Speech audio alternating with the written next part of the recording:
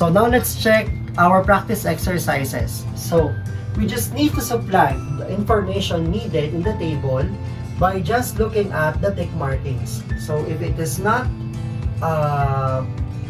stated on the based on the tick markings, the properties is not stated or insufficient, we will not supply the given part of the table. Okay, so in this case, HOPE is a quadrilateral. So what we need to state congruent angles. So in this case, since this tick marking indicates that there is perpendicularity between the two sides, therefore measure angle H is congruent to angle O. Angle O is congruent to angle P, and also it is congruent to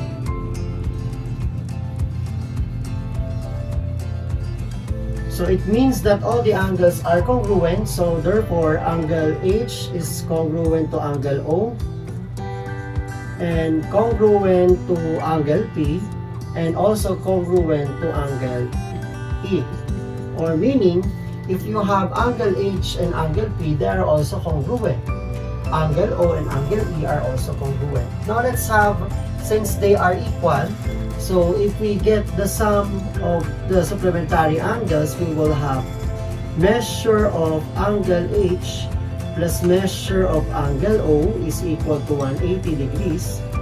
Measure of angle O plus measure of angle P is equal to 180 degrees.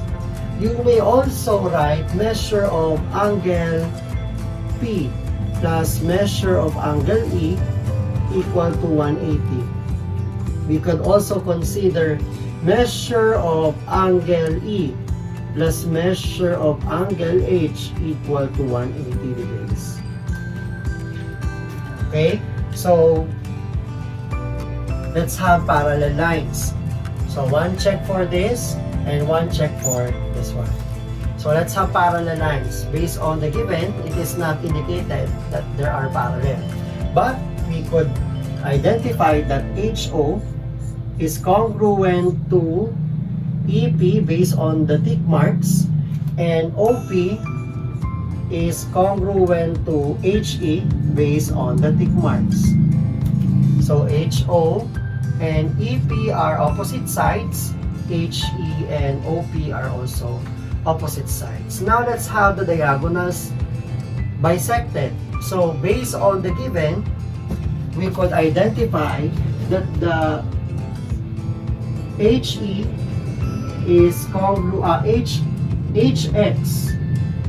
HX is congruent to XP, and OX is congruent to XE. So can we identify if it is a parallelogram or not?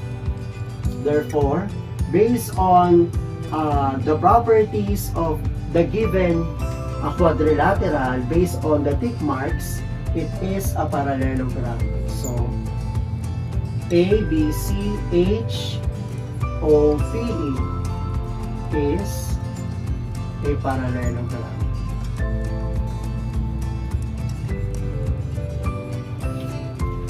Okay, one check for congruent sides and one check for bisected angles. One check for our verdict. So now let's have BOAT is a quadrilateral.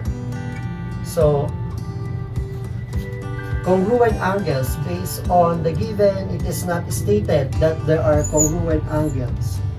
Supplementary angles, it is not also stated that there are supplementary angles. Based on parallel side, there is no indication that there are parallel side. Congruent angles, congruent sides, yes. Mesh BO is congruent to PA and congruent also to AO or OA and congruent to BT. So it means that all the sides are congruent. So we could say that BO opposite to AT is congruent, OA opposite to BT are also congruent. So based on the tick markings, there are bisected diagonals. So BY is congruent to YA. OY is congruent to YT.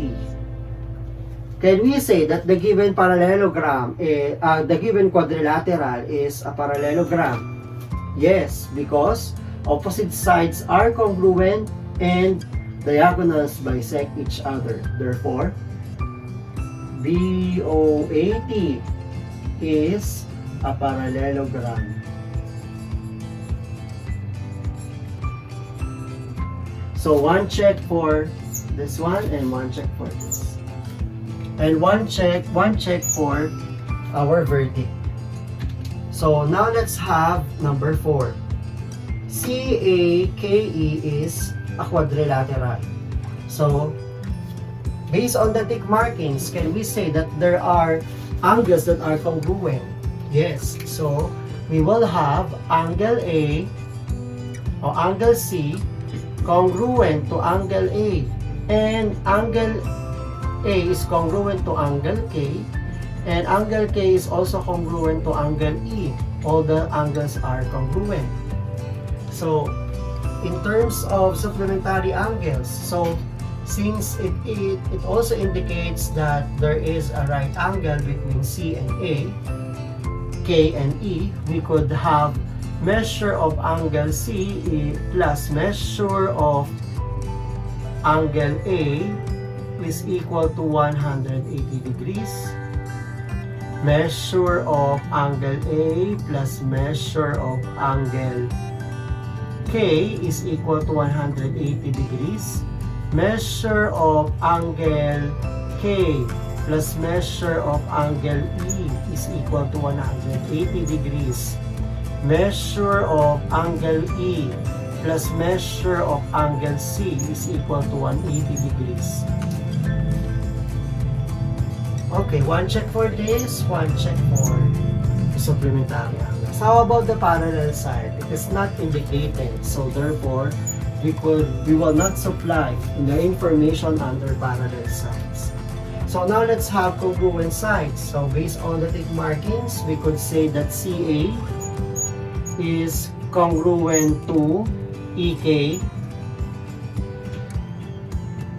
AK is congruent to CE,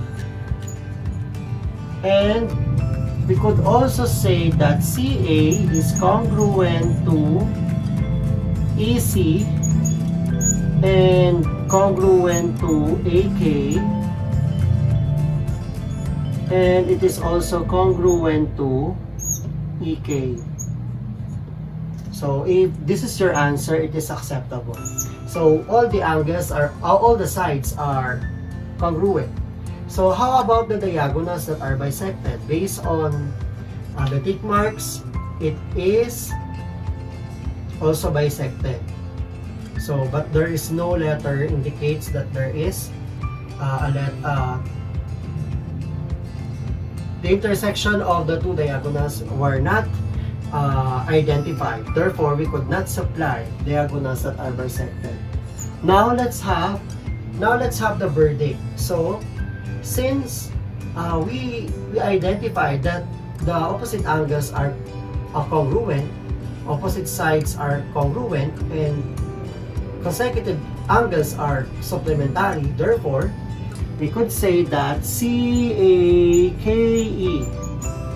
is a quadrilateral.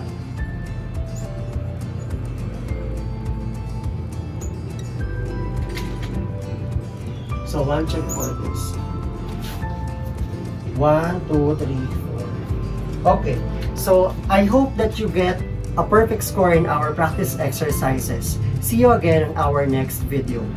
Like, share, and comment your suggestions on the comment box below, and don't forget to subscribe. To get notified with our latest videos, just click the notification bell.